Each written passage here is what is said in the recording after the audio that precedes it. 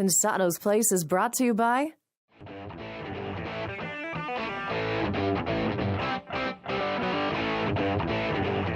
Our guest was part of the musical story probably the last decade. We've got a very special ITL, lots of giveaways. Let's crank this puppy up, Will. It's Pensado's Place.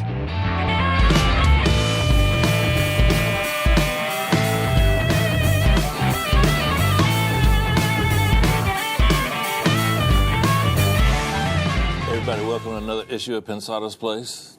Issue? I didn't know we put out a print version. Acid flashback, if there ever was one. Gee whiz.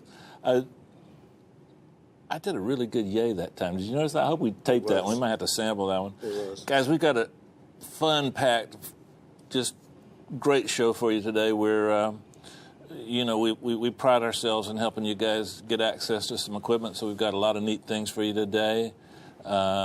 My guest is a person I've been wanting to talk to forever. Glad I get to do that in front of you guys. Herbert? Lots of stuff. Let's get to it. Let's do our homework. You know where to contact us, Facebook, Twitter, and at, obviously, our website, pensadosplace.tv. We are happy to be coming to you live from the Art Institute of Los Angeles, right? It's actually the Art Institute of California. Your tones are very dulcet today. Mellifluous. Mellifluous. We'll get you together. 10 Anyways, shows I haven't said it right. Before Dave abruptly interrupted me, again, we're happy to be coming to you live from the Art Institute of California in Los Angeles. Lots of stuff for you. Our sponsors are being particularly groovy I'm so happy. to you guys, and that's because of your devotion. So let's talk about a few things. We've got the Avid, our wonderful guys at Avid. A couple things are going on. One is you're going to have a chance to do a live chat with Dave.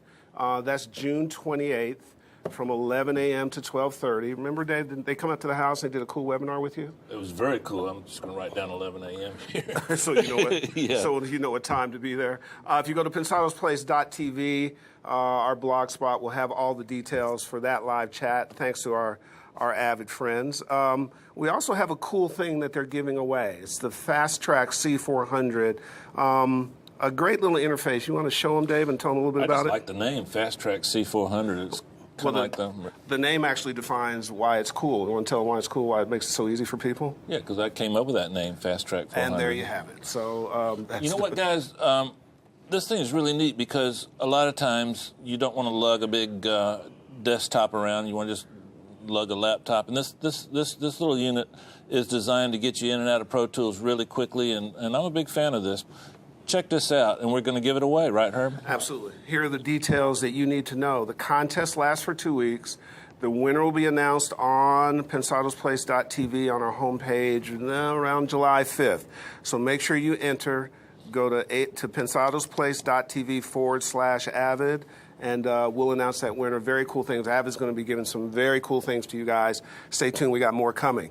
On to our next guys. Yes. Of all these knobs, which knob do you think I like the best? Well, because of your fixation with knobs, which we've established now over 75 episodes, I'm going to stay away from that question. Big knobs. Wow. Big knobs are always better than little knobs. Right, Andrew? I'd much rather have a Pultec knob than like a little tiny knob. I'm going to let you guys work all that out and how you interpret Dave's information with that. Anyways, on to our next buddies, Vintage King. Lots of stuff coming from them, too, in-depth gear demos, lots of cool stuff. Plus, they're opening a place called VKLA.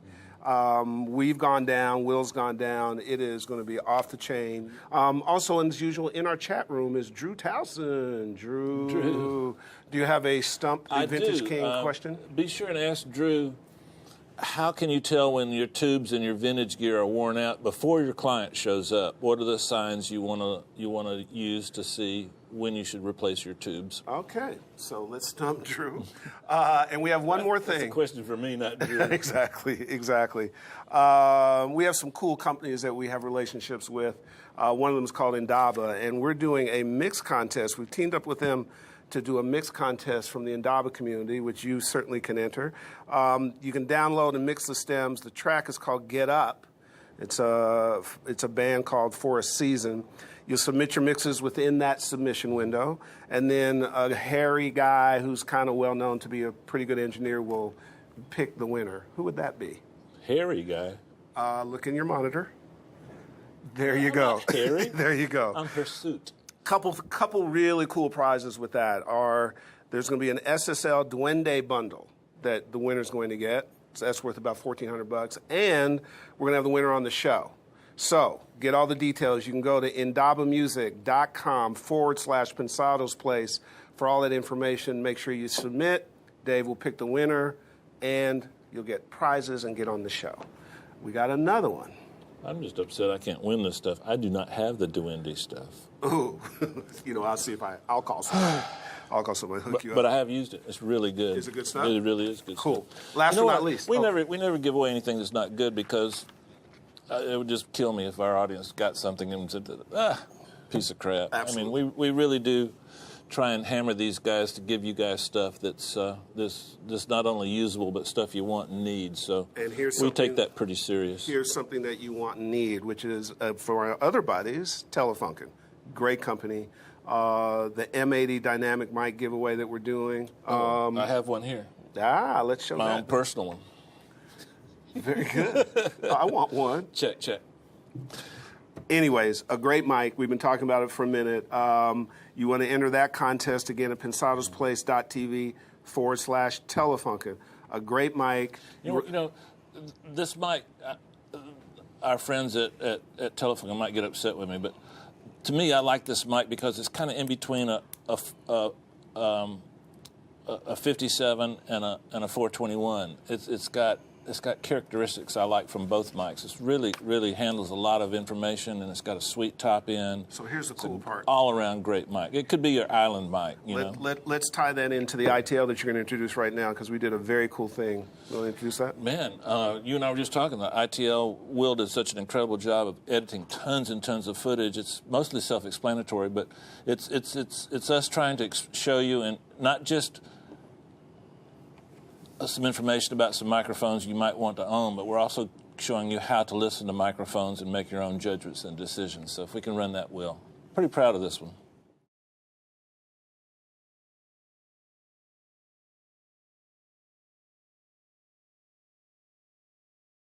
We're at the Atrium Studio here in Los Angeles. Had an opportunity to check out some Telefunken mics. Jumped at that opportunity because those of you that has followed the show, you know what a big fan of Telefunken I am. And every batter's box, somebody mentions a Telefunken mic. I'd like you to meet my friend Chris Baisford over here.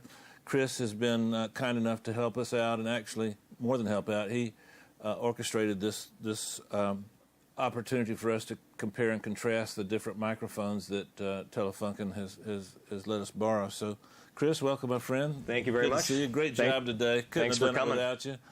Chris, the reason that I asked Chris is Chris has incredible gifts of hearing, and I have so much respect for his work in the past, and I needed some help in figuring out what was what, and then also it gives us just another perspective. Chris and I don't always agree on everything, so this will give you a little broader perspective, but in terms of the weight, you give both opinions 50-50 here. Chris, tell us a little bit about the process. I know you Logan kind of helped us out. What is Logan's last name? Logan Heftel. He's a singer-songwriter, artist, a buddy of mine that we've done some work together. Great guitar player, great writer, great singer. So enjoyed listening to him. Yeah, he's got some great stuff. So he's out there. What we did is we set up a bunch of different mics. All the Telefunken stuff is great, but they've got a couple different lines that are different price points, different kind of heritage. They've got some that recreate the old classics that everybody knows, the 47s, the 251s, and then they've got the RFT series. So what we wanted to do was set them up and be able to hear the differences not only between the different series, but also between the different models, the different characters. So we set up all the mics in such a way that the grills and the capsules are as close together as possible, so that way you're not hearing too much of a difference between the position of the mics, but where you can still hear the character difference between the two on the same source. So for instance, for each guitar pass, we had 3 mics, depending on what we were testing, and it's all capturing the same take, so you're not hearing differences between performances. You're hearing the same performance, the relatively close same positioning, and then for mic preamps, I had everything going through Vintech 473s, which is like a Neve 1073 style preamp. No EQ, no compression, just into the SSL and then routed into Pro Tools. Everything we recorded at 2448 through the stock 192s. Nothing fancy on that end. The real trick was just, really getting the mic set up in such a way where the positioning between them wasn't very apparent, because some of the grills are large, and when you put them side by side, the capsules can be not necessarily right up close to each other. So, Chris and I trust our hearing enough. We set up a test that allows us to give you an objective opinion about what we're hearing, and then you can form your own opinion too, because these tracks are available for you to check it out. So, without further ado, Will, you want us to just jump right into it? Well, should we do a first take with a little finger-picking part of this song? We'll get Logan to do the first part here. Here it comes.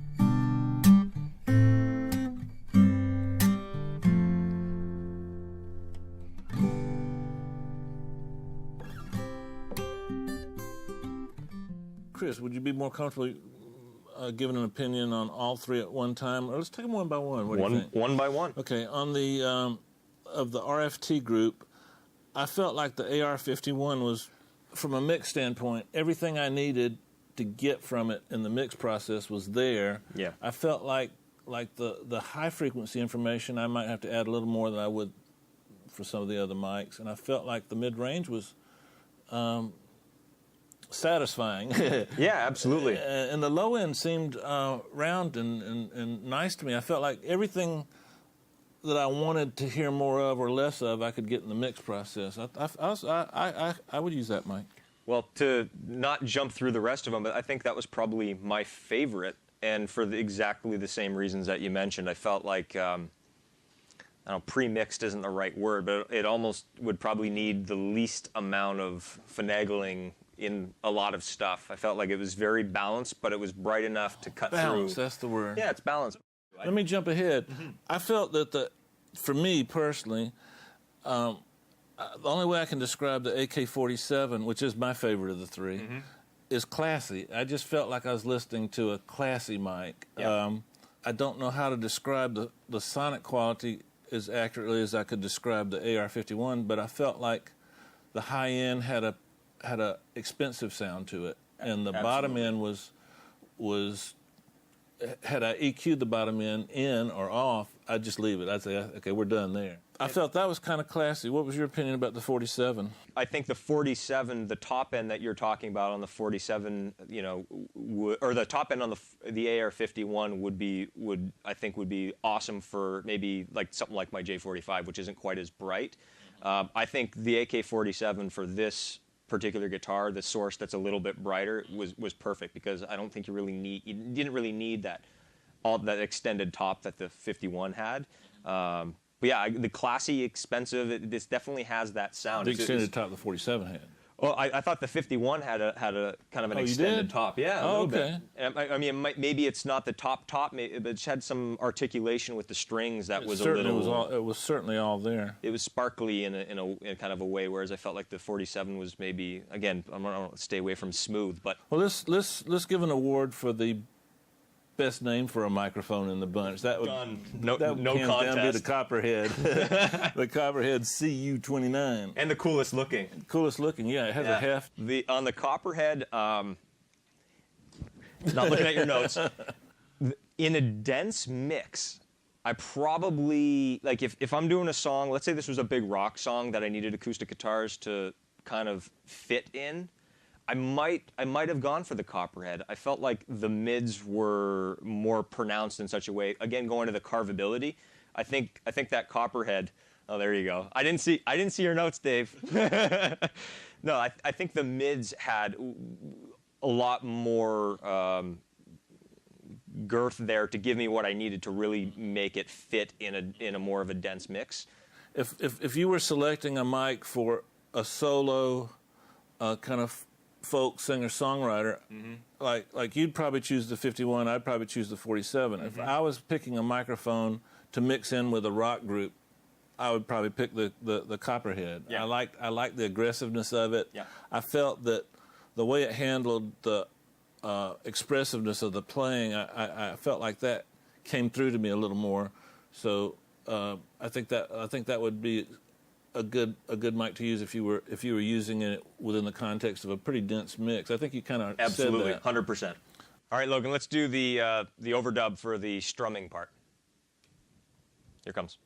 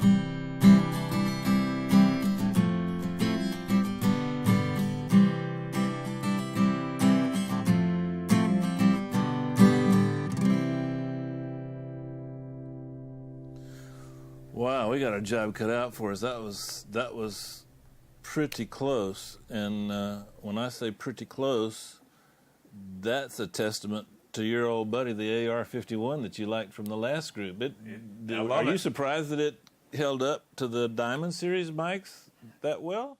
I was a little surprised. I've used the AR-51 before for vocals, and not having other stuff to compare it to right away. It sounded great. You didn't, in the disclosure form, you never said that. That's I'm automatic biased. disqualification, isn't it, Will? The AR-51, here again, sounded mixed ready to me. It sounded like the SM-57 version of the condenser world. It just a journeyman, just anywhere you throw it, it's going to be great. Yeah. I felt like, for me, the 251 was my overall favorite. Tell me what you think. I thought that it.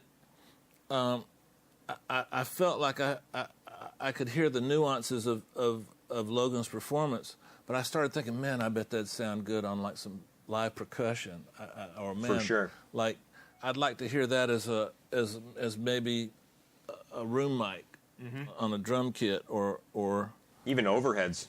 I think that would sound good on the overheads too. Do you feel that way too? Absolutely. It's so weird. 10K on 20 different pieces of equipment and plugins will give you 10 different sounds. Yeah. And this mic had a very pleasing, usable high end to me. Yeah. That was a long think, setup for and I that think you sentence. could probably EQ some more into it if you needed it, and it would take it nicely with majority of stuff. Wouldn't be harsh. Yeah. Chris, I was thinking on the C12, I got the feeling that anything where an emphasized clarity would add to the performance, add to the listening experience. I felt like that was a great choice for that. Like the articulations of his right hand on the guitar, I felt a little more pleased by those. Yeah. And then also I felt like anything that required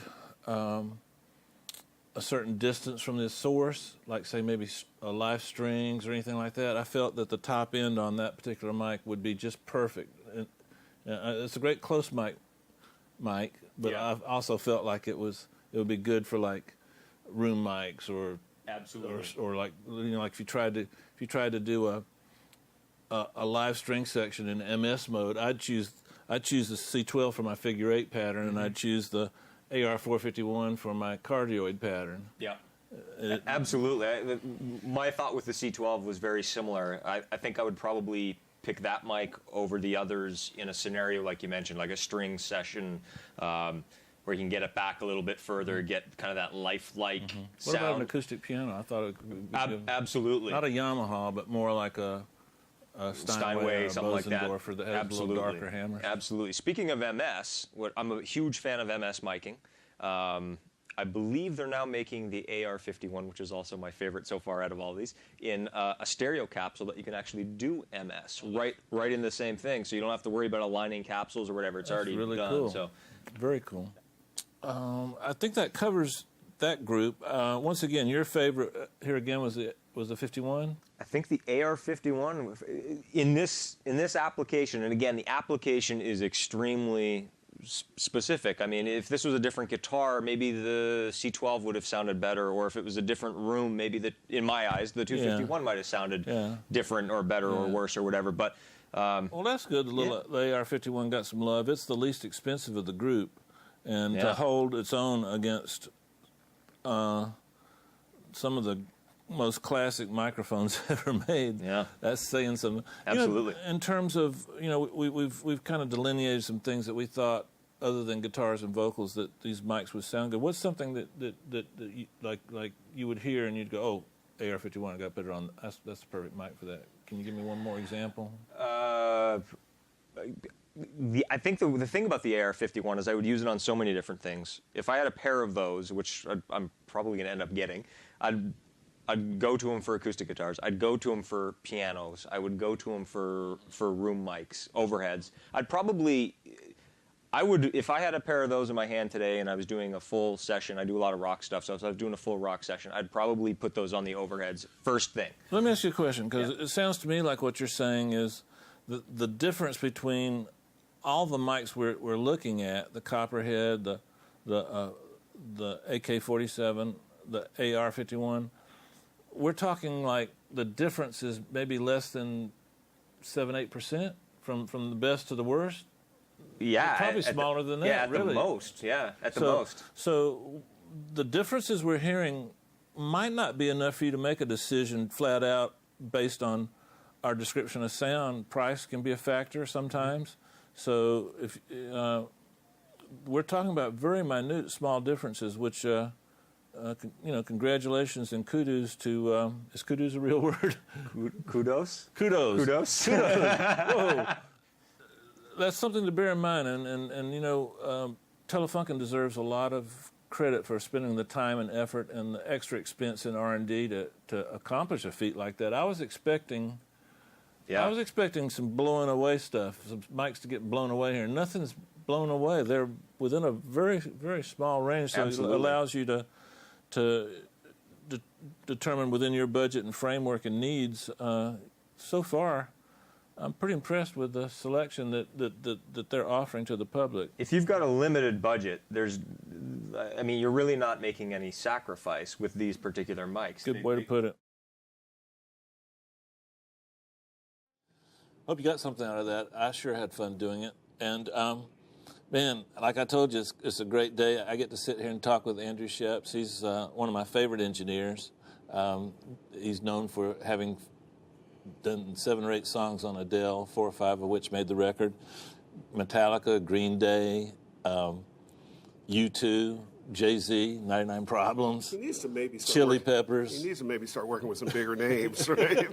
It's going to be great when he becomes professional. But Andrew is a kindred spirit. We think a lot alike, so that means you might want to change the channel. I don't know. But hang around for this. Andrew, thank you so much for being here Thanks for today, having man. me. My Welcome, friend. man. Pleasure. Pleasure. Real pleasure. Our pleasure. Thank you. Andrew works out of Punker Pad, which if you get a chance, go to the web right now and check out Punk. Well, you're on the web right now.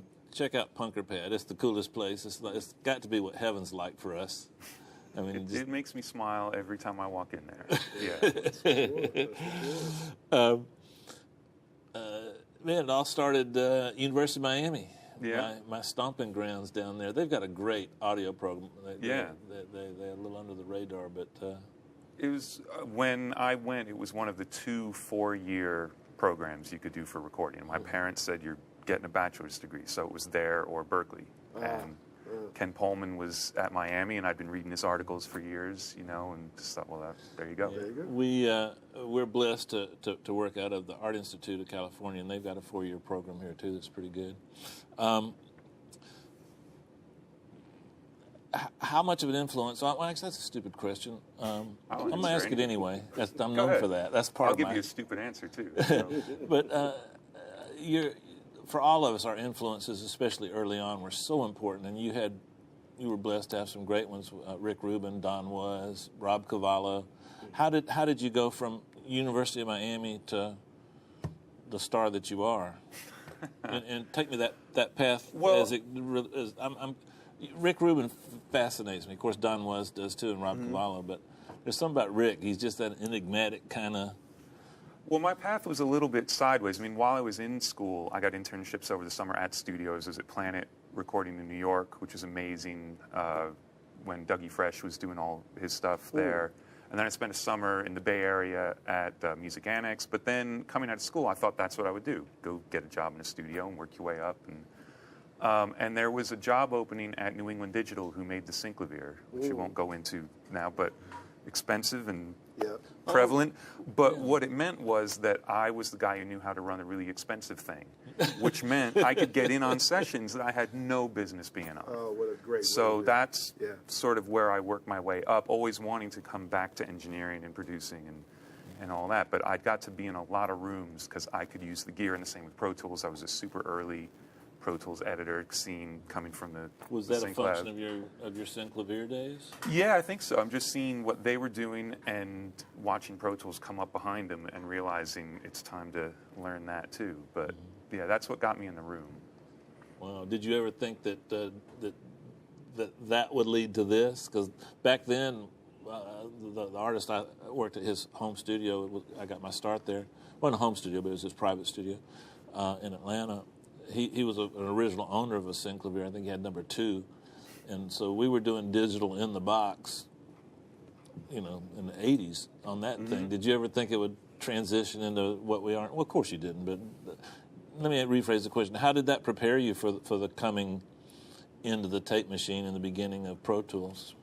It helped me, I thought, a little bit. Yeah, I was I think, really lucky that we were there at the transition, because I think if you come up without the tape and without all those limitations in the process and traditional studio practices and all that you definitely miss something. But watching how digital was trying to keep up with analog and then how it started to overtake it in certain areas, it was just a great time to be there, and it definitely helped. You and I were talking before the show. The Synclavier, I mean, it had sample rates in the stratosphere, and it's still probably the greatest sounding digital piece of equipment ever made. So we kind of had the knowledge of knowing that could be done at some point. That unit sometimes was $500,000 in 1980s money's, Herb. So I kind of always knew that analog would catch up, digital would catch up with analog. It'd just be a matter of cost. Did that help you a little bit making that transition? Yeah, definitely. And then, now I start to second guess whether digital's caught up with analog. Then there are all those discussions too. But it's certainly in terms of functionality and ease of use, and now sonically, I think it's cool. Yeah, I think we're there. I officially pronounced the death of analog. I think about 8 or 9 months ago. Yes, I think you did. I came up with a saying. I'm gonna spring it on you. analog gear is like a plug-in with one preset. Fair enough. But as a man who just bought 2 tape machines, I'm feeling a little. Right. No, it's not that. Thank you for Can't be making our dead. guests What'd you feel buy? terrible. What'd you buy? 2 Studer 800s. Oh wow, So, those are great. yeah, but as you say, they have exactly one preset. Can you still get parts for those? You can. The 800s, you can. Yeah, it's all standard stuff. Oh, cool, cool. Andrew, on your records, I hear my old buddy parallel compression. You use a lot of parallel compression, Almost don't you? exclusively, yeah. Exclusively meaning on every track? Well, no, instead of insert compression. Oh, okay. Like as many people on this particular show have said, compression's kind of hard to understand sometimes, and I have a really hard time understanding when I compress something, all the stuff I've lost that I liked about the uncompressed Yeah. version. And Dude, I don't let me shake your hand. I don't know how to get it back. So it's Yeah. just easier to have 2 of them and balance it. And so, yeah, a lot of parallel compression either on individual things or groups of things. And those groups change song to song. Sometimes it'll be vocal, bass, and kick drum. Sometimes it's all the guitars and the vocals, or, just different stuff and different compressors. But, yeah, almost all the time, that's the only compression there is. Yeah. It's like it's a way to get the level or the excitement or the noise out of something, but without losing all of the great thing when you first put up that track and said, "Man, that sounds amazing." Now I'm gonna try not to screw it up. Is for me, a lot of times I want to preserve the dynamics because my music career started, as a performer, and I miss those live dynamics, being able to take a crowd of a few thousand people and lower the volume, and then coming out of the bridge and just get everything kind of neat, and then just kind of soft, and then come back out of that bridge with a kick drum hit that just vibrates everybody's body in the room. I love those kind of dynamics as moments and when I compress the original track, I A/B it, and I'm not sure it ever sounds better. But when I parallel the compression, it seems like you said, it's like that old Reese's commercial where you like peanut butter and you like chocolate. Why can't I have them in the same candy bar? It gives you a little peanut butter and chocolate on that track. Can you on the Adele record, you did several songs on that. Were there any things that our audience could refer to kind of see a usage of parallel compression that will be an example on how to get them in the right direction? I mean, that record, first of all, is super, super simple mixes. There's one mix, I don't remember which song, but I had 5 EQs in, period. So it just is incredibly well recorded. Greg Fiddleman recorded that, and it was amazing. It was a live band. And so, first of all, exactly what you're talking about. All of the little mini dynamics within the performances were a huge part of those songs. Amazing players, all playing together, all reacting to each other. So trying not to get rid of that was my job, But in terms of parallel stuff, there's some parallel 1176 with all the buttons in on her vocal, which is what gave me sort of a fader of aggression. I think of it sort of that way. So you get her vocal, which sounds incredible. But then if it just needs to come up over the top when the band picks up, not that she needs that much help, but rather than just turn her up, I could just turn up a little bit of this 1176. And there was also a BA6A, more just for body and warmth. But again, when I tried putting that on her vocal directly, it just took something away. So that's a good example. Thanks for sharing that with us, Andrew. I appreciate that. Tell them the interesting time in terms of your relationship with Adele and actually meeting her. Yeah, I get quite a few questions about how she was to work with. I met her backstage after we had come off stage from winning the Grammy. Wow. That's amazing. So that's So the first time. that's the Was first that time- because of scheduling? Or? Just the way that project worked, because I didn't track any of it. I just mixed, and then I sent mixes, and then the album came out, and then it exploded, and then she won a Grammy, and I'd never met her. Wow. Well, you won a Grammy too. Well, yes, I did. And that was your your second Grammy. You already had the Chili Peppers Grammy. Yeah. Very cool. The Chili Peppers, those records are really dynamic. Those records, they're probably one Those more. weren't simple mixes. No. No. They're a very underrated bunch of musicians, the Chili Peppers. Incredible players. Incredible players. Unbelievable. Flea alone. But on the guitars, on how did you approach the guitars on those records? When I say approach, Andy Wallace is known for doing the PCM 42 thing, and everybody that does rock guitar, some people are minimalistic because this usually track pretty well. What was your approach to those guitars? Because they always sound kind of like. This question's going to go on forever, Andrew. Go ahead. Well, with both John and Josh, who's in the band now, they take a lot of time getting their tones for what they want to play, and a lot of time playing to the tone, whether they're standing in front of the amp or not. That's a very important sentence, playing to the tone. And my entire theory is I just don't want to screw stuff up. And with their guitar tracks, generally, like for me, the big thing is finding out how to spread them across the stereo spectrum if they haven't actually laid them out in a particular way. Because it's just, I want everybody to hear everything. And there's a lot going on, and the bass is super important. It's not just low end on those songs. And Chad hits the cymbals a lot, so it's finding room. But sonically, I really try and stay true to what they do. Because, I mean, even from when I was just a fan with Hillel, those guitar tones are such a huge part of the band. And that's them. Plus their musical knowledge, which a lot of people don't know. I mean, Flea actually went to school at USC and took trumpet and acted like a student. He didn't act like Flea the rock star. He showed up early and he got, I mean, after 20-something years of being in one of the greatest bands around, he decided he didn't know enough and had to know more. Yeah, which is precisely right. The point is that you continue to strive, you continue to learn. It's great for our audience, to know that. Plus, he put the conservatory together that he had out in Silver Lake, which is amazing. So Cool. it must be much more interesting for you to mix guys who are that kind of craftsmen. Oh, yeah, because you can't wait to put up the next song and see what they did. The bar is constantly raised. Yeah. If I'm pushing you too hard, stop me. But so in the attempt to make the guitars wider, is there like a technique that you use you can share with us? Well, it's not even necessarily wider. It's more like, because I work on an old Neve, so it's one of those consoles where you get a button for the left speaker and a button for the right speaker. And if you want to pan it, you actually have to switch in the pan pot, which drops the level. And it always bums me out. And because it is just level, but I always feel like, it doesn't sound as good. So panning-wise, I'm usually hard left and hard right with almost everything in the song. But then it's doing things like taking the room mic of the guitar and putting that somewhere else. Sometimes all my individual guitar amps will be on a fader, and then I have this stereo pair down at the end of the console that's all the room mics. And that way it's like panning the guitar reverb against the guitar, and just gives me... You're working with a natural phase relationship to the room mics and to just create... trying to find some stereo spread where you can hear everything, but not having to carefully place stuff, in the spectrum. Another thing I like about your mixes that I've tried to copy, I never really... Well, let me backtrack a little bit.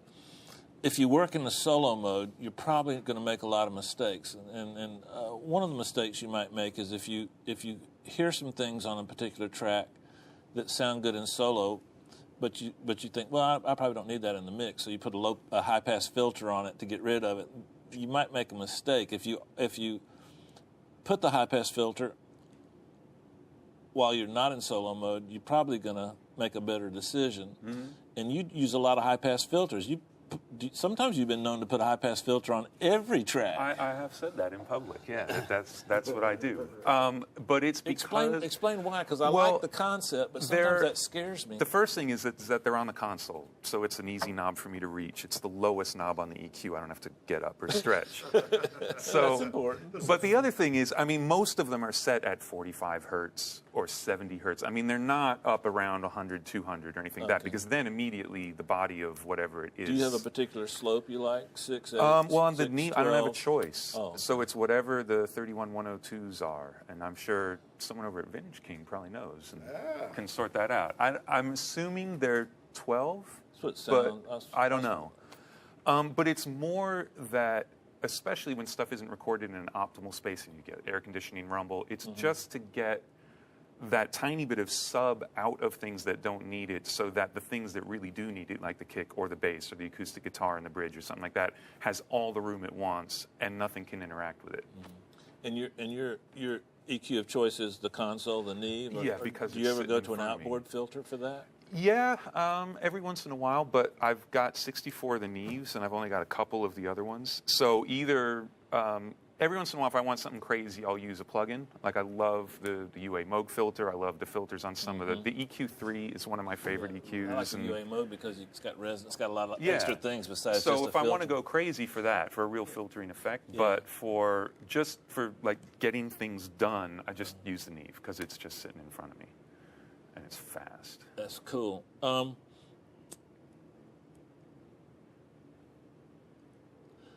lot of times, as we're in the mix process, we will mute the vocal if we've started with it, which a lot of times we don't, and then at some point we decide to add the vocal in, and now we basically have to start over again. What's your process in terms of how you work with the vocal and the other parts of the mix? Because I mix on a console, I've sort of ended up with this sort of two-stage approach where the first thing I do is more of probably what I shouldn't do, and I go through individual instruments and kind of see what's up with them. But it's to get them to the point where I can like group all the drums and it's on one fader, and now drums are drums. It's not kick, snare, whatever. Then, once I get to that point where I sort of know what all the instruments do, and I've also learned all the parts that everyone plays because I've gone through and I've found every guitar and I know where all the background vocals are, and now I know the arrangement really well, then I start just pushing faders up in huge blocks. And the vocal comes in really early, usually, and then it can go away for a little while because it's hard to concentrate on the small overdubs and the keyboard parts if all the vocals are in all the time and you really want to find something special.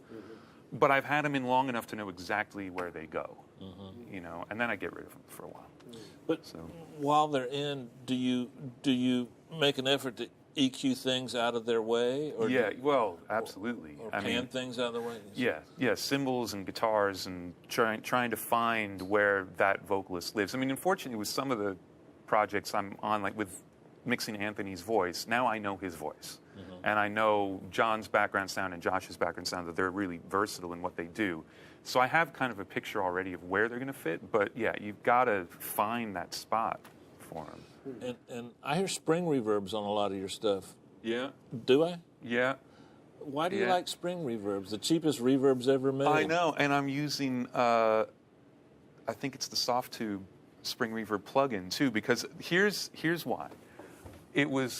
I'd been going back and forth, always trying to find reverbs, and they need to be reverbs that are subtle and that don't stick out, because like mixing for Rick, he's not a fan of reverbs that you hear. He doesn't mind feeling them, you know, having a space. Right. So springs are good for that, and then I wanted a multi-mono reverb. I wanted 100% stereo separation, so that if I had a guitar on the left and I sent it to the spring on the right, I didn't want any spring reverb. I wanted no chocolate in my peanut butter on the left. And the multi-mono plugin was the way to do it, and the Soft Tube spring reverb ended up being, for a couple of years, like the only reverb on most of my mixes. Wow, that's a nice piece of information to have. Right there. Make a note of that. Either that, or there'd be, you know, a reverb for an instrument. But in terms of overall reverbs, that was it. And you pan those. I'm sorry. No, go ahead. You pan those hard left and right. Hard left and right in a stereo sound that's on my right. console. You're using one of those old things. Was it? Console. Yeah. Forgot about that. An analog. Do you play, by the way? Do you play anything? I started off on trumpet, and I played just enough of a lot of things. At Pro Tools, and I play a lot. Okay, But gotcha. I don't play by myself ever. Gotcha. I got you. So would you call yourself? You're very internet savvy. The internet's just a buzz with LCR, which just drives me absolutely bat crap. But do you consider yourself an LCR mixer? I guess. Yeah. Well, that's awfully disappointing, Andrew. There's all that stuff in between that I'm using that you're not having access to. I mean, see, because I say stuff like, oh, you know, I don't use a lot of stuff, but that's because it's still in the patch bay because the things I use a lot. It's okay, I use a lot of gear. And no, I never really pan anything like, well, that's because the buttons on the console don't let me, but I'll pan it in Pro Tools between two outputs. So, yeah, I pan stuff all the time. I'm lying. Some of you guys are just starting out. LCR stands for left, center, right, and those are the three positions that Rick only has those three positions. It's so sad. I have an infinite number of positions I can put things in, but he wants to put left, center, right, so LCR. I'm just teasing you, of course. because ultimately that's what we all do, left, center, right. That's very rare you'll find There's something. stuff in between. And there's been studies that show that you can't pick anything out in that space anyway. I'm not sure those are accurate. I think those are flawed studies. But anyway, another thing I notice about your work is you construct your courses in such a way that there's an imagery there. There's a visualness to help me, Herb. I'm dying here. There's a visual component to the way you construct your courses so that they amplify the energy and the emotion. And when I get to the chorus, I'm ready to drive to the record store and buy the record. I'm ready to go rip it off of LimeWire or whatever. How do you accomplish that? I mean, I know you try to do it first, right? Yeah, I mean, it's always, like, if you get to the chorus and it doesn't give you goosebumps at least once while you're working on the song, then you're not there. And it's a constant battle. And sometimes very early in a mix, you get it, like the transition works, and I have to make a point to step away from the console. I take a snapshot of the faders, I save the session, like, okay, now I'll keep mixing the song. And I'll even sometimes just print that little bit so I can go back to it and realize how much I've screwed it up in the last 4 hours and then go back to what I had. But it's absolutely an emotional response when you get there. I know it's hard to delineate an emotional response, and I agree with you. I feel it. I mean, I'm reacting to it. But it's not an EQ thing. Is it a level thing, or is it just? I know it's a feel thing for you, but if you had to break it down for a guy starting out, would you say kind of look out for what? I think it's definitely a level thing. One of the things I love about mixing on the console is the faders and having them physically, and that my Pro Tools rig's off to the side. I'm not looking at the screen. And so I spend a lot of time kind of head down between the speakers just pushing stuff around. And like the automation gets turned on maybe 40 minutes before I'm ready to print the mix for the first time. I won't automate. I'll automate in Pro Tools to fix problems so that the song can play, but I'm trying to find that static balance where the song plays, and I'm rehearsing all these little moves of pushing the drum fill or whatever. And then finally the automation comes on, and I try and do all those. And it's a combination of rides, it's a combination of trying to find power in the chorus. So sometimes that's the guitar, sometimes it's the bass, or it's changing the EQ on the bass or something like that. But every song's different, but finding it, you know when you've got it. Well, and ultimately, the master is having the technical stuff serve the feel things. Yeah, if you start thinking about the technical, you're lost. Yeah, right. We try to impart that a lot to the audience, that you got, sometimes you have to let go of the gear and get to the gut. It's like, and you'll know this, it's like singing background vocals as a guitar player. If you're thinking about your guitar, you can't do it. Right. Your guitar has to be so second nature that you can actually sing. Great point. Yeah. Great point. I'm the world's worst singer, by the way. And I can validate that. You were in my shower? Yeah. Yeah. That's a piece of information. Well, you know, your thing with knobs. So I can only think Did you of say I Carl had a big Pilkington. knob? No, I did not. So- I'd be lying. There, once again, you were in my The shower? show's going off the rails. Bring it back, because batter's box is about 2 minutes away. So, On the Metallica records, there's a high end on the guitars that I really like. It's not quite that new metal high end, but it definitely distinguishes them, the high end, from my old humbuckers through a Marshall. How did you get that high end? Well, did you EQ it, or were you given it? Well, again, Greg Fiddleman recorded all those guitars, and what he, and also, I mean, obviously it's the guys playing too. I mean, they are just phenomenal guitar players, and they will use multiple rigs, but what they are amazing at is having distorted guitars that are not noisy at all. There's no noise. So if you want to bring up the presence, you get presence, and you get note, and you get tone, and you don't get that ear-splitting or hissy thing that you then spend the rest of your day trying to get rid of. Right. So it's the tones. Okay, but you're not adding any EQ? Yeah, I mean, it's very little. If I didn't, I wouldn't feel I could charge him. So I EQ crap out of it. But no. But usually I'm EQing probably down a little bit below where you would think. Like their presence is in the tone, and I'm probably down in the 1 to 2.5K range trying to find note. Right. So that it's like below the cymbals and below the vocals. Yeah. Okay, so that explains too, because like the low E and the A, they ride those strings a lot, and those are the strings that are hardest to get clarity if they've been played a while. And it sounds like they're using older strings, but they still have clarity on those strings, and I guess that's you adding that 2K. Yeah. Warm up your arms, sir. It's batter's box time. Oh my God. Oh, that's what I ready? live for. Yeah, of course. I was born ready. I do not. All right, I do cool. not. Cool, because we got a I've been getting formidable batter. I've lost about the last 30 batters boxes in a row. You can lose. So Interesting. so That means I'm be gonna prepared, win. my friend. Exactly. Oh, I love it. He's competitive. I like it.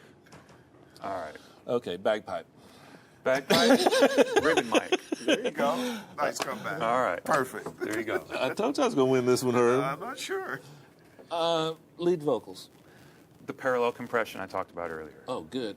Now, don't answer that on every one. You'll lose points. Seriously, do you do anything unique for the background vocals? Background vocals, usually some stereo chorus and sometimes something to push it outside the stereo field, like the Waves S1. Oh, cool. Nice. So a little MS stuff there. Acoustic guitar.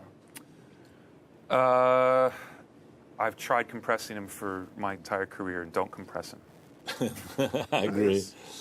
And this might sound like an odd question, but he did 99 Problems, Jay-Z, rap lead vocals. Rap lead vocals is one of the few things I can actually put the 1176 as an insert on the vocal and get away with that. Piano. I like placing the mics over the ironwork. It actually sounds really cool there a lot of times. Okay, I'm gonna dock you for mics. I want plugins or gear. All right. Oh, plugins or gear? All right. Fairchild. Oh wow. I'm gonna go big. Nice. You know. Okay. For those of you in the know, Waves makes that.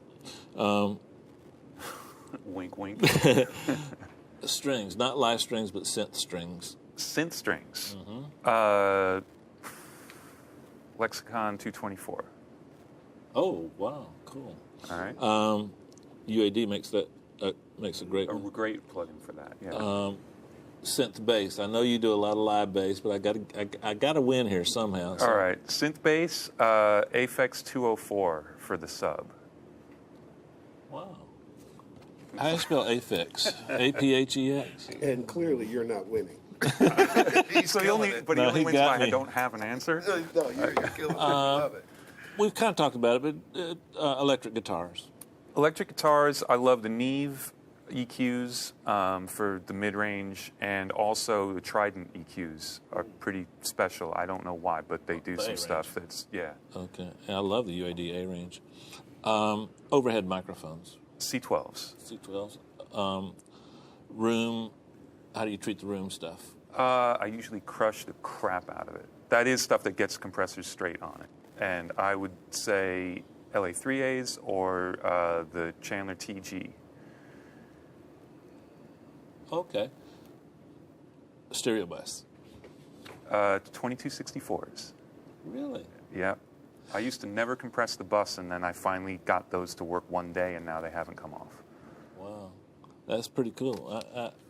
I'd like to claim a victory, but he won, Herb. No question. On a number of fronts. Yeah, any number of His fronts. feet placement in the box was original. The swing was original, and just knocked him out of the park all the time. That's A little that's unique thing. addendum to batter's box. Do you ever add distortion to your room mics, like with a decapitator or with? I actually have been loving the Devil Lock. That's so weird. I've been using that a lot too. Yeah.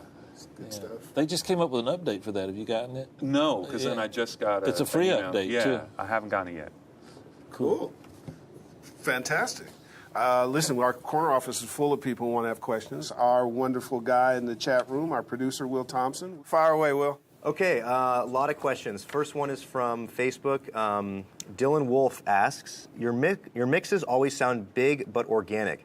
How did you get the 99 Problems mix so huge? It's unbelievably pushed and inflated, but it doesn't get fatiguing. I agree. I got lucky. I don't know.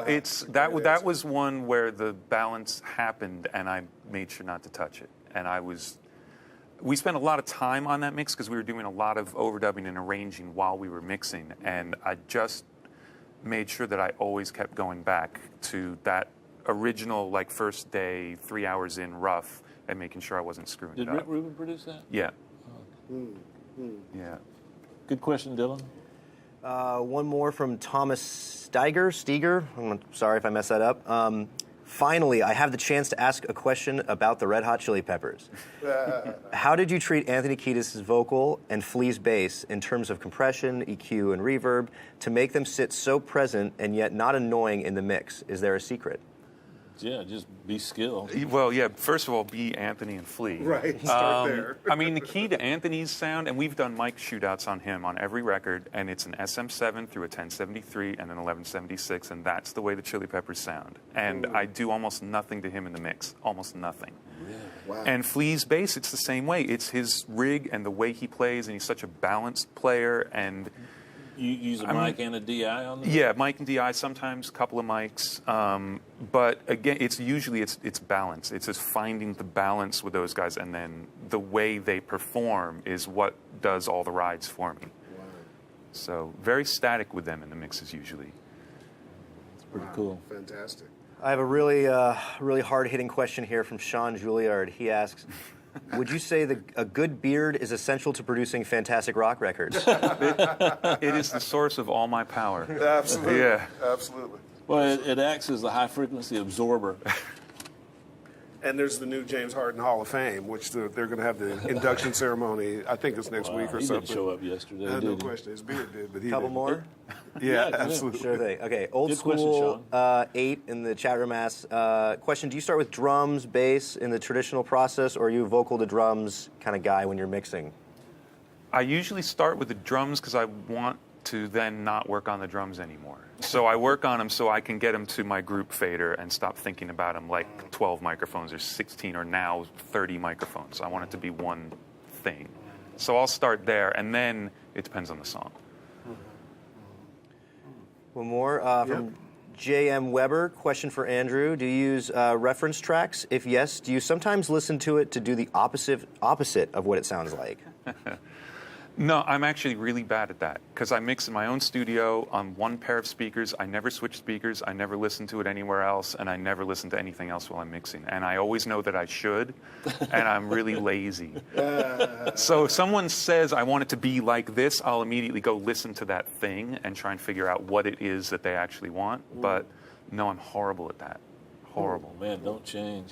Yeah, Horrible's working pretty well. Yeah, Harvard's working good for you. What would you impart to our audience, guys who want to be you guys? What should they do? Should they just focus? What should they focus on in terms of their growth?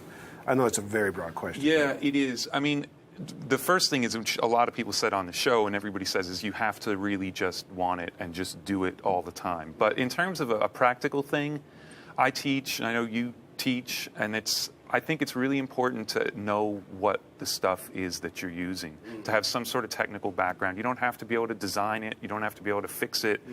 But you need to know what every knob does, speaking of knobs. Like, when you turn a knob, you got to know what it's doing, because then, mostly because if you get into trouble, you can back your way out of it. Yeah. So... I think it's critical that people are purposeful. You can't be purposeful without knowledge. Yeah, and then you get to just forget all that knowledge and work creatively. And work intuitively. I think people underestimate the amount of time and let's call it practice that successful engineers go through. It's not unlike an athlete. If you don't use it, you lose it. Right. There's a reason why the good guys work every day, not necessarily because they're good, but because they're good because they work every day. It's difficult to take a week off and come back and just be where you where you left off, isn't it? Well, especially with how insecure we all are.